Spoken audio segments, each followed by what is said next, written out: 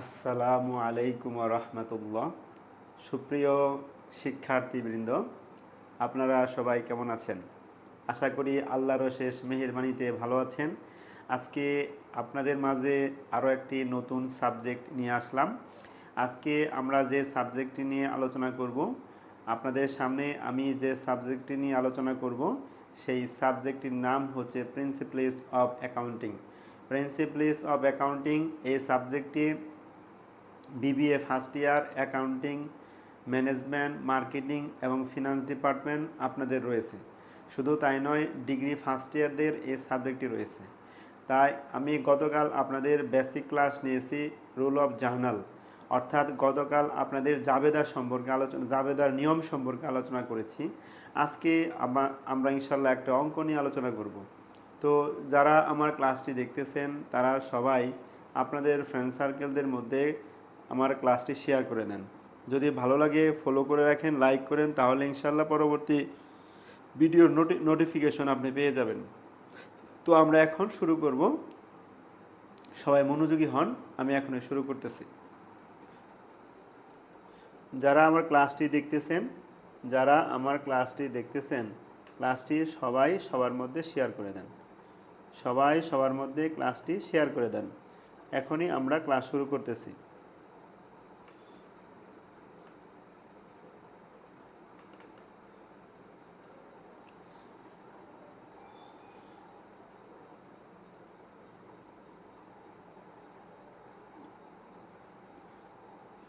সবাই সবার মধ্যে ক্লাসটি শেয়ার করে দেন যাতে সবাই ক্লাসটি দেখতে পারে। সবাই সবার মধ্যে ক্লাসটি শেয়ার করে দেন।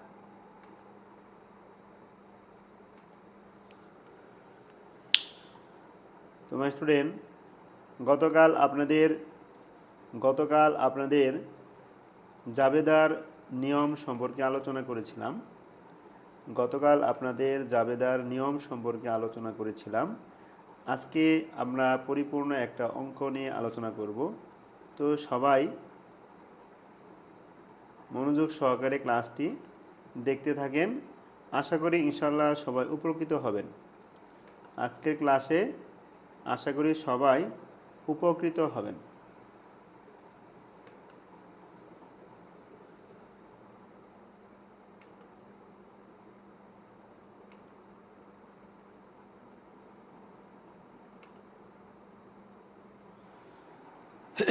স্টুডেন্ট, আমরা গত ক্লাসে আলোচনা করেছিলাম জাবেদার নিয়ম।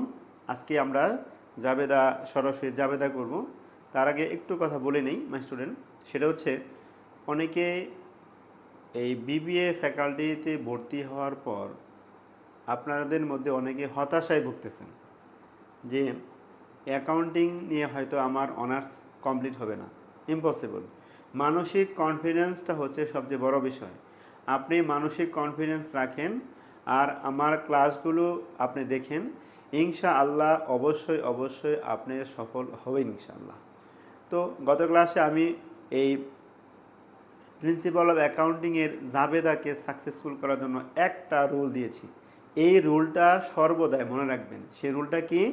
প্রতিষ্ঠানে কি আসতেছে, প্রতিষ্ঠান থেকে কি চলে যাচ্ছে, একটা ঘটনা যদি ওর ভিতরে অর্থের পরিবর্তন হয় তাহলে বুঝবো সেটা লেনদেন হয়েছে। আর লেনদেন হলে সেটা কি জাবেদায় কনভার্ট করা যাবে। তাই আমি আপনাদের যেটা বলেছি, প্রতিষ্ঠানে কি ঢুকতেছে আর প্রতিষ্ঠান থেকে কি বের হচ্ছে, প্রতিষ্ঠানে যেটা ঢুকতেছে সেটা হবে ডেবিট, প্রতিষ্ঠান থেকে যেটা বের হয়ে যাচ্ছে সেটা হবে কি ক্রেডিট। মনে হয় আমার কথা আপনারা সবাই মনোযোগ সহকারে বুঝতে পেরেছেন। এখন মাই স্টুডেন্ট, চলেন আমরা চলে যাচ্ছি অঙ্কে।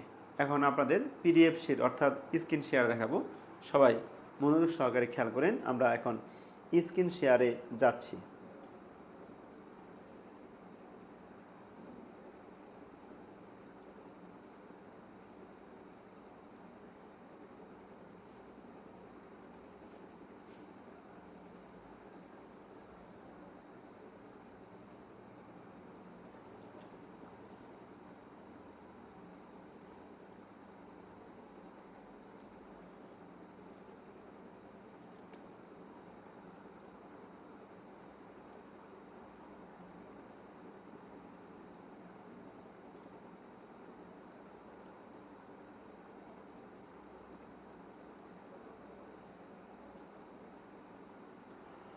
জি মাই স্টুডেন্ট, দেখেন আমরা এখন স্ক্রিন শেয়ারে আসছি মডেল নাম্বার 5। আজকে আমি এই মডেল নাম্বার 5 নিয়ে আপনাদের মাঝে কথা বলবো। সবাই মনোযোগ সহকারে আমার ক্লাসটি শ্রবণ করেন, ইনশাল্লাহ আশা করি আপনারা উপকৃত হবেন। আপনাদের বোঝার সুবিধার্থে আমি বাংলাটা সহ ব্যবহার করেছি। আপনাদের বোঝার সুবিধার্থে আমি এখানে বাংলা সহ ব্যবহার করেছি। সবাই মনোযোগী হন। My student, selected transaction for the Royce and interior decorator in the first of business are as কি follows। তাহলে ডি রয়েস এর হচ্ছে একজন মালিকের নাম। ওনার ব্যবসায়ের কিছু লেনদেন নিচে দেওয়া আছে। নিচে দেখেন মাস্টার ইনস্ট্রাকশন কি বলছে আমাদের এখানে। ইনস্ট্রাকশনে বলেছে যে কি করেন, journalise the April transaction, journalise the January transaction, journalise the January transaction, জানুয়ারি মাসের লেনদেনগুলো কি করেন। তাহলে কি বুঝলাম, জার্নালাইজ দ্য জানুয়ারি ট্রানজেকশন, জানুয়ারি মাসের লেনদেনগুলোর জাবেদা করেন, জানুয়ারি মাসের লেনদেনগুলির জাবেদা করেন। তো মাই স্টুডেন্ট খেয়াল করেন, এখানে আমাদের জানুয়ারি মাসের 1 তারিখ কী লেখা আছে, ইনভেস্ট টাকা 80,000 in cash in the business, invest টাকা 80,000 in cash in the business. My student, আমরা এখন চলে যাচ্ছি আবার হোয়াইট বোর্ডে। সবাই হোয়াইট বোর্ডে খেয়াল করেন।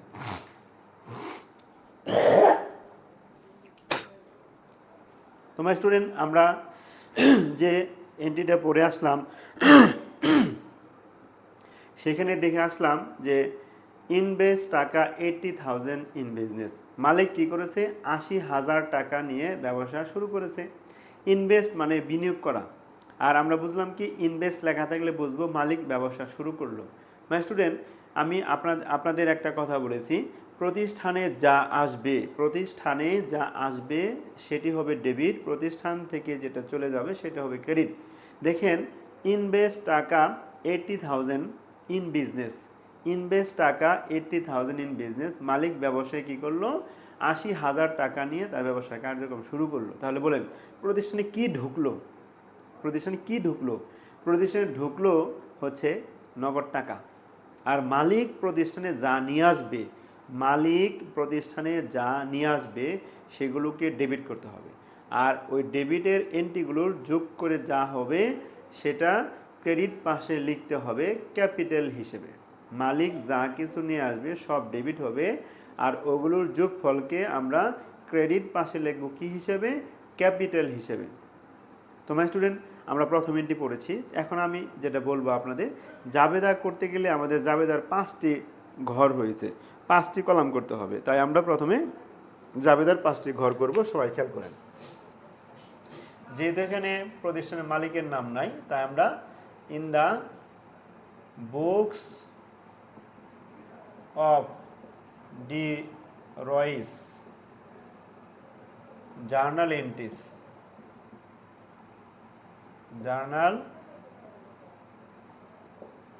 এন্ট্রিস, আমরা জাবেদার ঘর কাটতেছি। সবাই খেয়াল করেন, হ্যাঁ, এখানে টাকার ঘর 2টা হবে, ডেবিট ক্রেডিট, রেফারেন্স হবে, আর এখানে কি ডেট হবে, যেটা তারিখ বলা হয়। তাহলে এখানে কি date, account, title and explanation. এখানে হলো REF মানে রেফারেন্স, ডেবিট, আর এখানে হচ্ছে কি ক্রেডিট। স্টুডেন্ট, এ হলো আমাদের জাবেদার ছক। তাহলে আমরা প্রথম যে এন্ট্রিটা পড়ে আসছি সেই এন্ট্রিটা কি ছিল, যে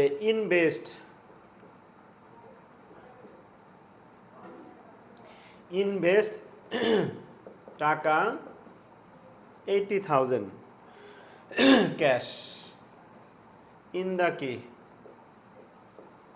বিজনেস, এইটা হচ্ছে আমাদের 1 নাম্বার। তো খেয়াল করেন, ইনভেস্ট 80,000 টাকা। তাহলে মালিক কী করলো, 80,000 টাকা নিয়ে তার ব্যবসার কার্যক্রম শুরু করলো। তো সেই হিসেবে আমরা এখানে যেটা বুঝতে পারলাম সেটা হচ্ছে কি, যেহেতু এখানে জান ওয়ান সংক্ষেপে লিখছি আমরা, তাহলে মালিক কী নিয়ে আসলো বলেন? মালিক কী নিয়ে আসছে? মালিক নিয়ে আসছে ক্যাশ। আর আমরা কী শিখেছি? যা আসবে সব ডেবিট, যা আসবে সব ডেবিট। কী আসছে? ক্যাশ। ক্যাশ হচ্ছে কি ডেবিট। আমরা ক্যাশ লিখবো দাঁড়ি বরাবর, আমরা ডেবিট লিখবো দাঁড়ি বরাবর। আর মালিক যা নিয়ে আসবে সেগুলো সবই কি ডেবিট। আর ওইগুলো যোগ করে যা হবো সেটাকে আমরা কি হিসেবে লিখবো?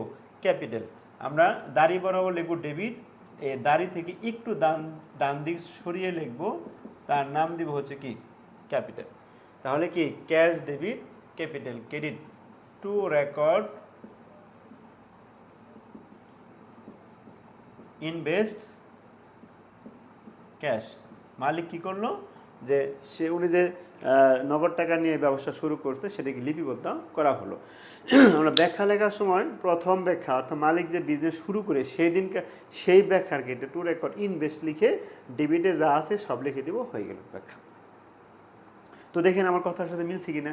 প্রতিষ্ঠানে যা আসবে সব কি ডেবিট, প্রতিষ্ঠান থেকে যা চলে যাবে সব কি ক্রেডিট। তাহলে মালিক প্রতিষ্ঠানে কী নিয়ে আসছে? ক্যাশ নিয়ে আসছে, তাই ক্যাশকে কী করেছি? ডেবিট। আর মালিক যা কিছু নিয়ে আসবে সব কিছু যোগ আমরা ডেবিট লিখবো, আর তার যোগ ফলকে আমরা কি ক্যাপিটাল হিসেবে কি লিখবো? ক্রেডিট। মনে হয় বুঝতে পেরেছেন। কত টাকা নিয়ে আসছে মালিক? 80,000 টাকা দিয়ে, 80,000 টাকা দিয়ে তার ব্যবসার কার্যক্রম শুরু করেছে। মনে হয় আমার কথা সবাই বুঝতে পেরেছেন। তো মাই স্টুডেন্ট, আমরা আবার চলে যাচ্ছি পিডিএফ শিটে। সবাই পিডিএফ শিট খেয়াল করেন।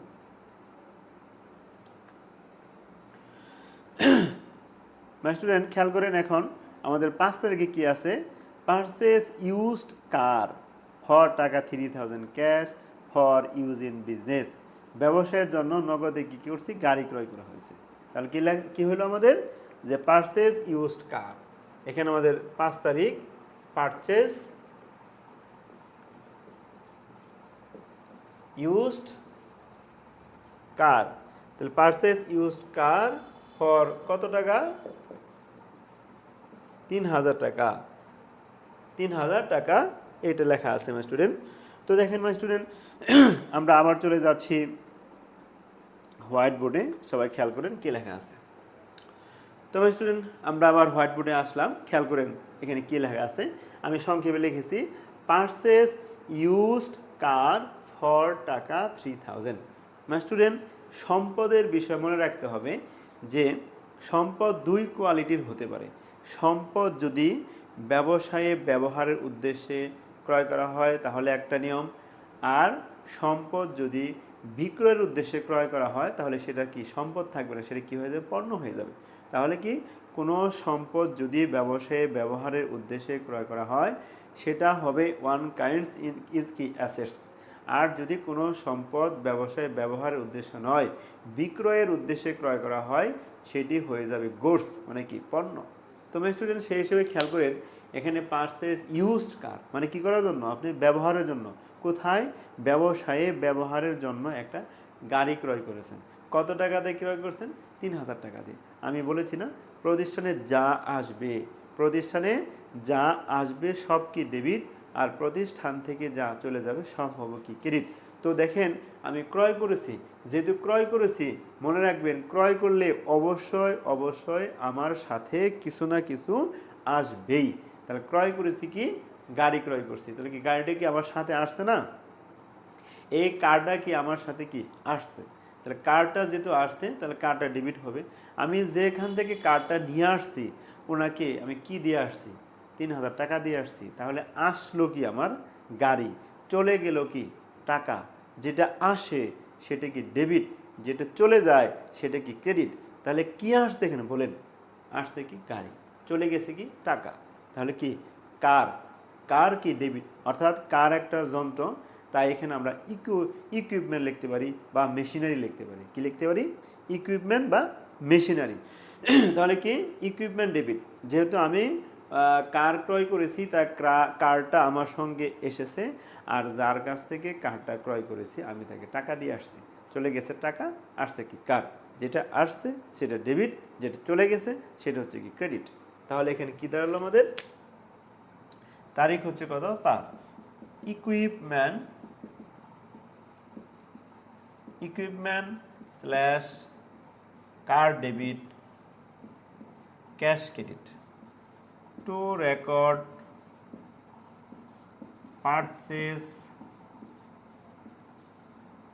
কার, টু রেকর্ড পারচেস কার। কত টাকাতে ক্রয় করছেন, 3000 টাকা দিয়ে আপনি কি করছেন, গাড়িটি ক্রয় করছেন। মাই স্টুডেন্ট, আমার মনে হয় আপনারা এই 5 তারিখের জাবেদাটা ভালোভাবে বুঝতে পেরেছেন। তো মাই স্টুডেন্ট, আমরা পরের জাবেদা যাচ্ছি, আবার আপনারা চলে যাচ্ছে এখন কি, তো আপনাদের কষ্ট হয় তাই আমি এখানে লিখতেছি, দেখেন 8 তারিখ, 8 তারিখে আছে পারচেস, 8 তারিখে আছে পারচেস সাপ্লাইজ, একটা সম্পদ, purchase supplies on account, purchase supplies on account, টাকা, খেয়াল করে মাই স্টুডেন্ট, এটা আমাদের সেটা লেখা আছে আর কি। তো মাই স্টুডেন্ট দেখেন তাহলে পারচেস সাপ্লাইজ অন অ্যাকাউন্ট, তো খেয়াল করেন মাই স্টুডেন্ট, আমি আপনাদের যে বলেছি অ্যান্টিবায়োটিক ওষুধ দিয়েছি, একটা অ্যান্টিভাইরাস, সমস্ত ভাইরাসকে মেরে ফেলবে একটা নিয়ম, সেটা কি, এই জাবেদার ক্ষেত্রে মনে রাখবেন কি আসতেছে কি চলে যাচ্ছে। দেখেন তো মাই স্টুডেন্ট, পারচেস করছেন, পারচেস করার কারণে কি সাপ্লাইজ বাংলার মণিহারি, one kinds is assets, that is assets, তাহলে কি সাপ্লাইজ কেটে সম্পদ। তাই বলুন তো, আপনি যে পারচেস করছেন তাহলে এটা কি প্রতিষ্ঠানে আসছে না, কি বলেন, কি আসছে তো নাকি। যারা ক্লাস দেখতেছেন, যারা ক্লাস দেখতেছেন, যদি আমার ক্লাস ভালো লাগে তাহলে আপনাদের ফ্রেন্ড সার্কেলদের মধ্যে ক্লাসটি শেয়ার করেন, ক্লাসটি শেয়ার করেন, আর কোনো কিছু না বুঝলে কমেন্টসে বলেন। তো দেখেন তাহলে কি আসলো মাই স্টুডেন্ট, সাপ্লাইজ আসলো, তো যেটা আসে সেটা কি ডেবিট, যেটা আসে সেটা কি ডেবিট, কি আসছে এখানে, সাপ্লাইজ আসছে। মাই স্টুডেন্ট অন অ্যাকাউন্ট লেখা আছে, মনে রাখবেন প্রশ্নে গত ক্লাসে যে আপনাদের আমি একটা জাবেদার নিয়ম ক্লাস নিয়েছি গতকাল, ওই ক্লাসে এই জাবেদার রুলগুলোর একটা পিডিএফ শিট আমি নিয়ে আলোচনা করেছি। যারা আজকের ক্লাসটা দেখতেছেন তারা গত ক্লাসটা দেখে, অর্থাৎ ফেসবুক প্রোফাইলে আমার ক্লাসটা দেওয়া আছে, ওইখানে নিয়মগুলো দেখে আজকের ক্লাসটা করলে আপনার জন্য খুবই উপকার হবে। যেহেতু আজকে ক্লাসে ঢুকে পড়ছেন তাহলে অবশ্যই নেক্সট ক্লাসে আপনারা অর্থাৎ আজকের যে ক্লাসটা এটা দেখবেন এবং কি তার আগের ক্লাসটা দেখার পরে এটা দেখবেন ভিডিও ক্লাসটা, তাহলে আর সহজে বুঝবেন। তোমার স্টুডেন্ট খেয়াল করেন তাহলে কি আসলো এখানে, সাপ্লাইজ আসছে, তাই কি যেটা আসে সেটা কি ডেবিট, তাই বুঝতে পেরেছি সাপ্লাইজ এখানে ডেবিট হবে। ওকে, এখন দেখেন লেখা আছে অন অ্যাকাউন্ট। মাই স্টুডেন্ট যখন প্রশ্নে লেখা থাকবে on account, on credit, on account, on credit, omit, due, outstanding, unpaid, unrecord, not paid, not record, accrued, এই কথাগুলি বলা থাকলে তখন বুঝবেন লেনদেনটা বাকিতে সম্পন্ন হয়েছে। বাকি মানে কি, আমি যার কাছ থেকে একটা পণ্য বা সম্পদ নিয়ে এসেছি সে আমাকে অতি সহজে দিয়ে দিয়েছে এবং কি তার বাকির খাতাতে সেটা লিখে রেখেছে, স্বীকৃতি স্বরূপ সে আমাকে দিয়েছে, আমিও স্বীকৃতি দিয়েছি তার টাকা দিব, তাহলে এটি লেনদেন হয়ে গেল। তাই মাই স্টুডেন্ট খেয়াল করেন, আমি যার কাছ থেকে ক্রয় করেছি তাকে কিন্তু টাকা দেই নাই, আমি যার কাছ থেকে ক্রয় করেছি তাকে কিন্তু আমি টাকা দেই নাই। তার মানে কি, এখন বলেন তো মাই স্টুডেন্ট, আমি যার কাছ থেকে ক্রয় করলাম তাকে টাকা দেই নাই, তার মানে কি সে কি আমার কাছে টাকা দাবি করবে নাকি আমি তার কাছে টাকা দাবি করব। আমি সাপ্লাইজ ক্রয় করছি যার কাছ থেকে বাকিতে, যার কাছ থেকে ক্রয় করলাম সে কি আমার কাছে দাবি করবে নাকি আমি তার কাছে দাবি করব, নিঃসন্দেহে আমার কাছে সে দাবি করবে। তো মাই স্টুডেন্ট আমার কাছে যদি কেউ দাবি করে, এর জন্য অ্যাকাউন্টস পেবলকে কি করতে হবে, ক্রেডিট। আমার কাছে যদি কেউ দাবি করে সেটা যদি বকেয়া হয়, এর জন্য অ্যাকাউন্টস পেবলকে কি করতে হবে, ক্রেডিট। তাহলে প্রতিষ্ঠানে কি আসলো, সাপ্লাইজ কি ডেবিট, আর যার কাছ থেকে ক্রয় করেছি তাকে টাকা দেই নেই, তার মানে কি সে আমার কাছে দাবি করতেছে, আর এর জন্য কি হলো, অ্যাকাউন্টস পেবল ক্রেডিট। তাই দেখেন 8 তারিখের জাবেদাটা লিখতেছি আমি এখন আপনাদের সামনে। 8 তারিখ, তাহলে 8 তারিখে কি হলো? সাপ্লাইজ, একটা সম্পদ, সাপ্লাইজ ডেবিট, আর হচ্ছে কি অ্যাকাউন্টস পেবল ক্রেডিট। কত টাকা? 500 টাকা। Two record purchase supplies, two record purchase, two record purchase supplies. মনে হয় আপনারা এই জাবেদাটা বুঝতে পেরেছেন। তোমরা স্টুডেন্ট, আমরা এখন এই পাশে লিখব। সবাই একটু মনোযোগী হন, ক্লাসটা বোঝানোর চেষ্টা করতেছি আমি। তোমরা স্টুডেন্ট, আমাদের পরের জাবেদা যেটা সবাই এখন পিডিএফ শিটে যাবেন, আমি পিডিএফ শিটে যাচ্ছি। পিডিএফ শিটে খেয়াল করেন কি লেখা আছে। তো লেখা আছে 10 তারিখ, দেখেন পেইড লেখা আছে। Paid 4800 as premium for 1 year policy, insurance policy. বিমা কোম্পানিকে কি করা হয়েছে? পেইড টাকা 4000 কত? 800 টাকা, 4800 টাকা অ্যাজ কি? অ্যাজ প্রিমিয়াম, অ্যাজ হচ্ছে premium, as premium for 1 year insurance policy, insurance policy.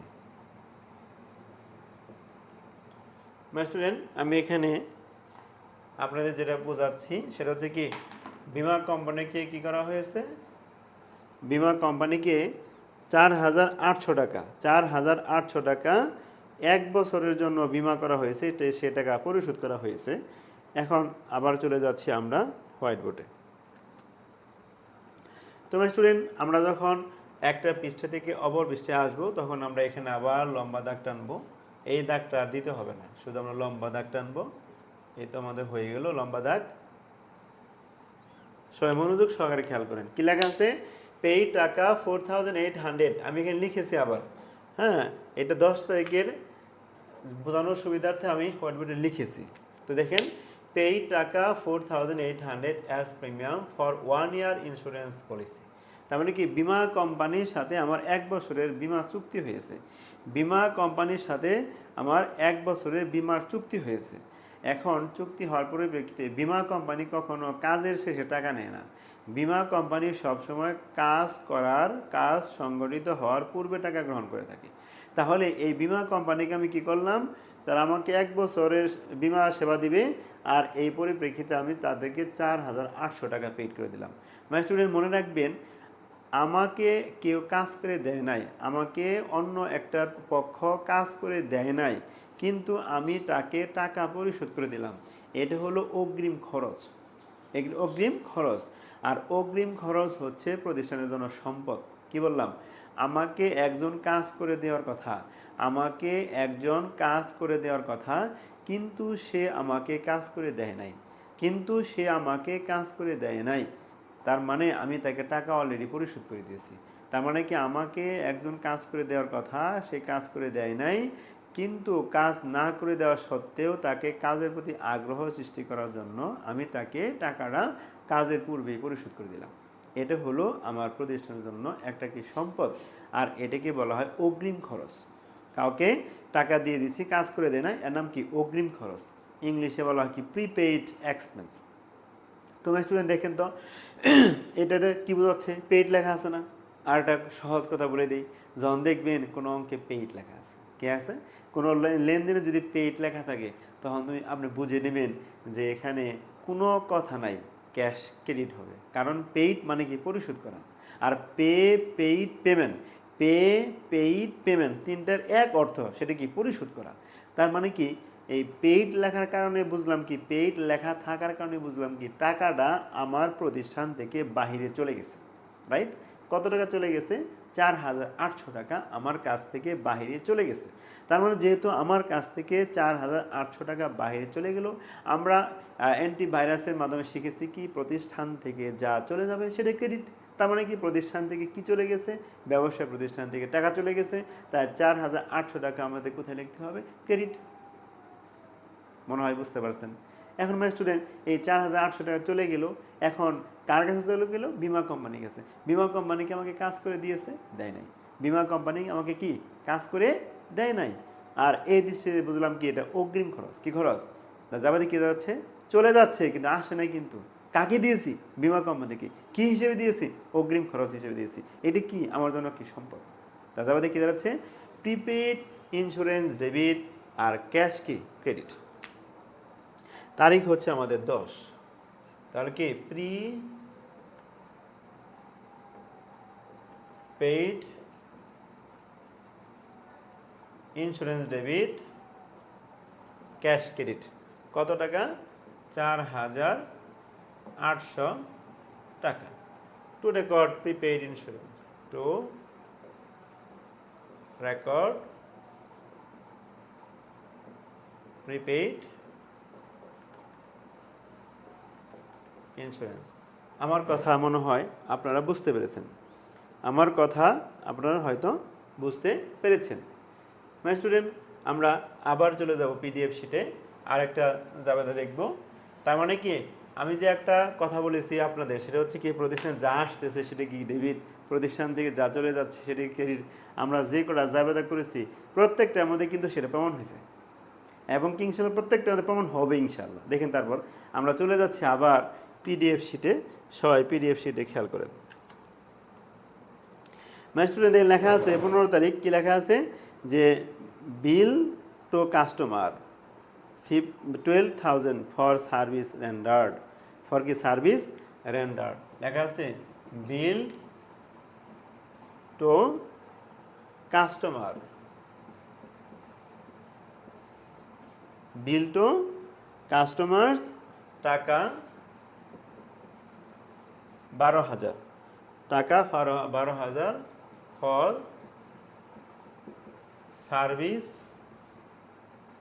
Service rendered. My student, আমি হোয়াইট বোর্ডে লিখেছি, আবার চলে যাচ্ছি আমরা কোথায়? হোয়াইট বোর্ডে। মাই স্টুডেন্ট খেয়াল করেন, এখন এখানে লেখা আছে বিল টু কাস্টমার। আমি গতকাল যে আপনার জাবেদার পিডিএফ শিটের নিয়মগুলো বুঝিয়েছি, সেখানে 4 নম্বর নিয়মে লেখা আছে বিলের মাধ্যমে লেনদেন হলে বুঝবো লেনদেনটা বাকিতে সম্পন্ন হয়েছে। বিলের মাধ্যমে লেনদেন হলে বুঝবো লেনদেনটা বাকিতে সম্পন্ন হয়েছে।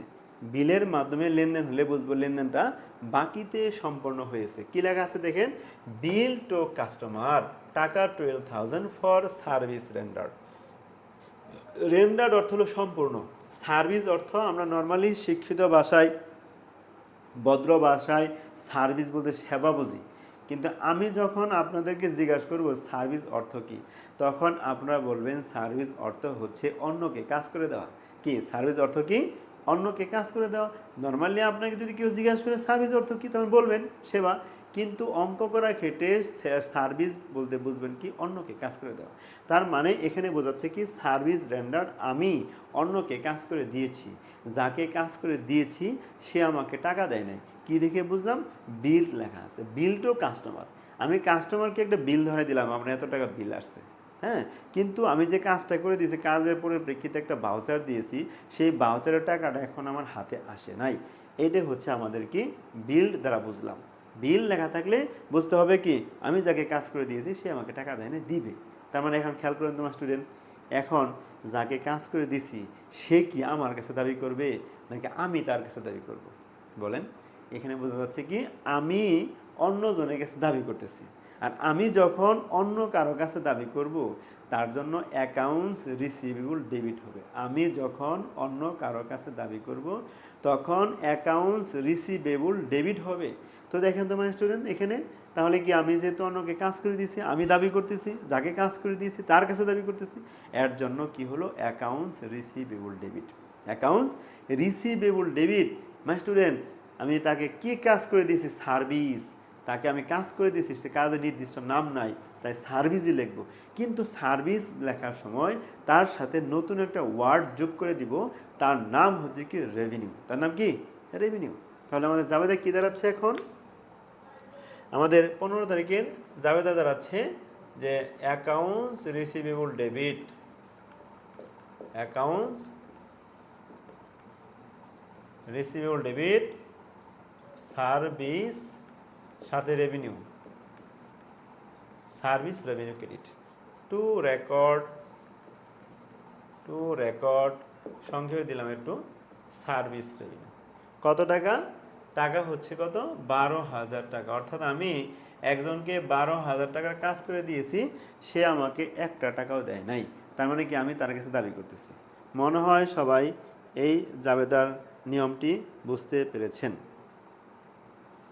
মাই স্টুডেন্ট, এখন আমি আপনাদের আরেকটা এন্ট্রি বোঝাবো, সেটা হচ্ছে কি উইথড্র টাকা। এখানে আমি আরেকটা এন্ট্রি লিখে বোঝাচ্ছি আপনাদের, সেটা হচ্ছে 30 তারিখের লেনদেন। লেখা আছে উইথড্র টাকা 1200 for personal use, for personal use, for personal use by কি?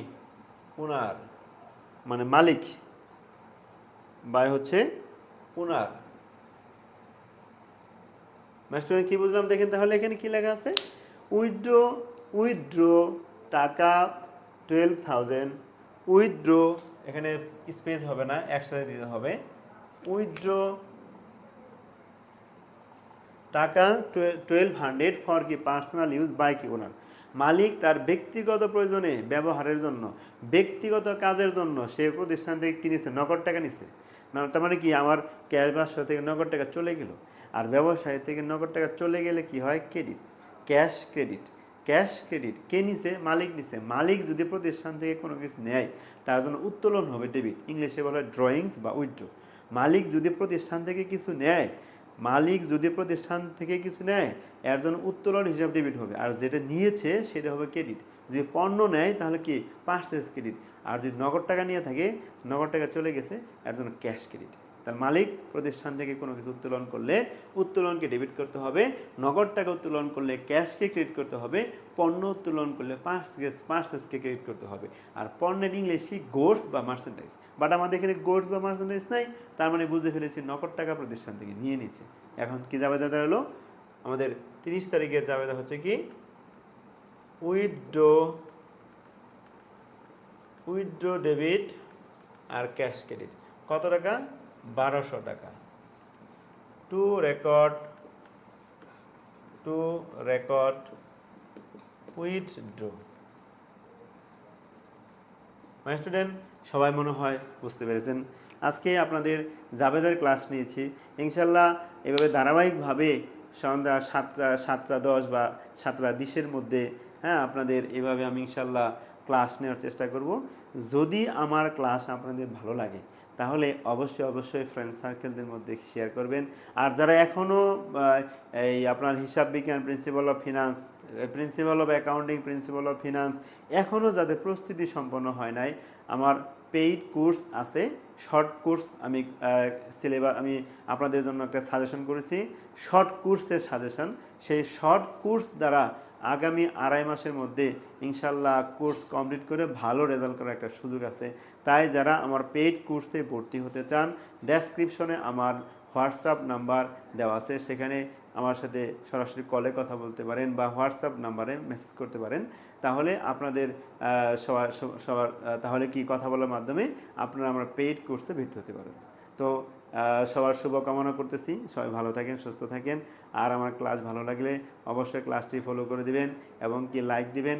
এই বলে আমি আজকে আমরা ক্লাস শেষ করতেছি। সবাইকে ধন্যবাদ, ভালো থাকেন, সুস্থ থাকেন, আল্লাহ হাফেজ, আসসালামু আলাইকুম ওয়া রাহমাতুল্লাহ।